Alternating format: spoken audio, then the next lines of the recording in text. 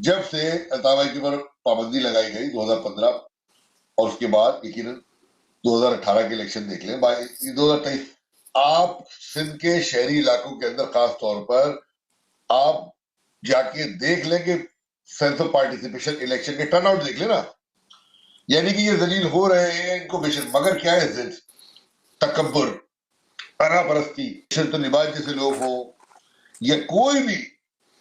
کمالو ان company, انہوں نے کیا پا لیا؟ اور بھائی تم لے کر آئے تھے نا تو تم سمجھ رہے تھے بڑی عوامی پذیرائی ملے گی، تو کیوں تمہیں فارم 47 کی ضرورت پڑی ان لوگوں کو ایوانوں میں بھیجنے کے لیے؟ بھیج دیتی نا کراچی کی عوام، حیدرآباد کی اور سندھ کی شہری علاقوں کی عوام ان کو اپنا نمائندہ منتخب کر کے وہ اپنا جواب دے رہے ہیں۔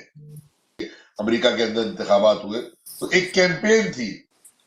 ڈونلڈ ٹرمپ کے حوالے سے بھی، جو ہم دیکھ رہے تھے کہ مختلف آرائیں قائم کی جا رہی تھی، لیکن اس ریاست کے اندر جو عوام کی رائے تھی، وہ چاہے وہ کیملا ہیرس کے ساتھ ہو چاہے وہ ڈونلڈ ٹرمپ، اس کا احترام کیا گیا، تبھی یہ معاشرہ ترقی کر رہا ہے۔ یعنی کہ الطاف بھائی نے جو اپیل کی، ان کو ہوش کے ناخن، اتنا ظلم سہنے کے باوجود قائدری الطاف حسین بھائی کی پوری تحریک کے اوپر جو کالی ضرب ماری گئی، جو غداریاں کروائی گئی، جس طریقے سے پروفیسر ڈاکٹر حسن ظفر عارف بھائی کی شہادت ہو، چاہے وقاص علی شاہ جیسے نوجوان کی شہادت ہو، الطاف بھائی کی گھر سے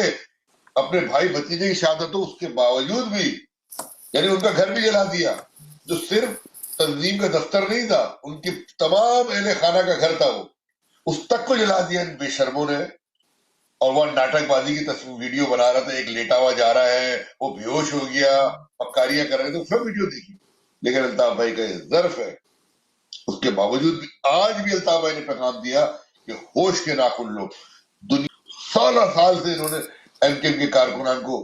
چھوٹے مقدمات میں 12 13 14 سال ہو گئے ان کو جیلوں میں قید کر کے رکھا ہوا ہے، لا کر کے رکھا ہوا ہے۔ تو آپ ترقی کی بات کریں گے کیسے؟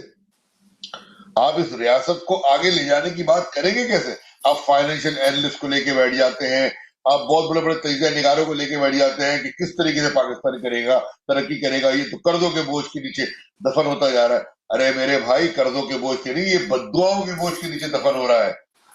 جہاں مائیں جھولی اٹھا اٹھا کے بددعائیں جن کے پیاروں کو لے کے یہ چلے جاتے ہیں، اس ریاست کو بددعائیں کھا رہی ہے، قرضے نہیں کھا رہے، اور بددعائیں ویسے ہی ختم ہوں گی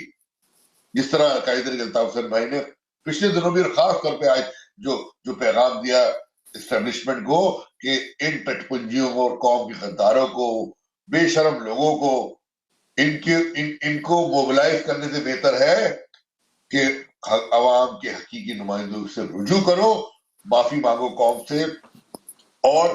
جو عوامی امنگوں کے مطابق، جو جمہوری اقدار کے مطابق جو قوتیں اس ملک کے اندر اپنی ایگزسٹنس رکھتی ہیں، جو جماعتیں ہوں، جو قائدین ہوں، ان کو ان کا حق دو۔ اور خاص طور پہ جینین سیاستدان، فارم 47 کی پیداوار کمالو ٹولہ نہیں، جینین سیاستدان وہ اپنا کردار ادا کرے۔